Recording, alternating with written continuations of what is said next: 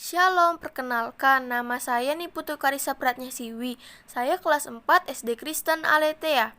Saya akan membacakan biografi Ki Hadjar Dewantara. Raden Masuwardi Suryaningrat atau yang lebih dikenal dengan Ki Hadjar Dewantara adalah pendiri perguruan taman siswa, suatu lembaga pendidikan yang memberikan kesempatan bagi para pribumi jelata untuk bisa memperoleh hak pendidikan seperti halnya para priai maupun orang-orang Belanda. Ki Hadjar Dewantara lahir di Yogyakarta pada tanggal 2 Mei 1889 dengan nama Raden Masuwardi Suryaningrat.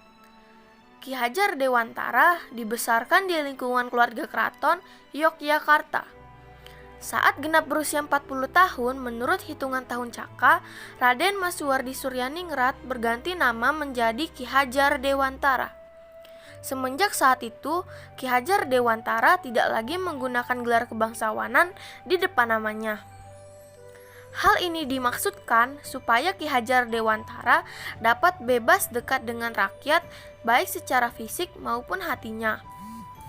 Ki Hadjar Dewantara menamatkan sekolah dasar di ELS dan kemudian melanjutkan sekolahnya ke Stovia. Tapi lantaran sakit, sekolahnya tersebut tidak bisa ia selesaikan. Ki Hadjar Dewantara kemudian bekerja sebagai wartawan di beberapa surat kabar.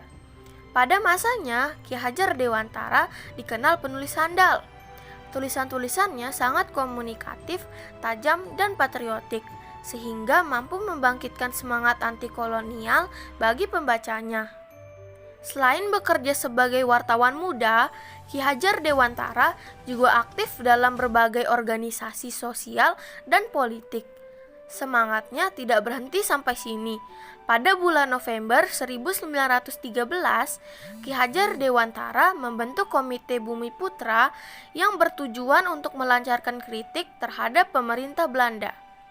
Akibat karangnya, pemerintah kolonial Belanda melalui Gubernur Jenderal Edinburgh menjatuhkan hukuman pengasingan terhadap Ki Hadjar Dewantara. Douwes Dekker dan Cipto Mangunkusumo yang merasa rekan seperjuangan diperlakukan tidak adil menerbitkan tulisan yang bernada membela Ki Hadjar Dewantara. Mengetahui hal ini, Belanda pun memutuskan untuk menjatuhi hukuman pengasingan bagi keduanya. Douwes Dekker dibuang di Kupang, sedangkan Cipto Mangunkusumo dibuang ke Pulau Banda. Namun mereka menghendaki dibuang ke negeri Belanda, karena di sana mereka bisa mempelajari banyak hal daripada di daerah terpencil. Akhirnya, mereka diizinkan ke negeri Belanda sejak Agustus 1913. Sebagai bagian dari pelaksanaan hukuman, kesempatan itu dipergunakan untuk mendalami masalah pendidikan dan pengajaran. Pada tahun 1918, Ki Hadjar Dewantara kembali ke tanah air.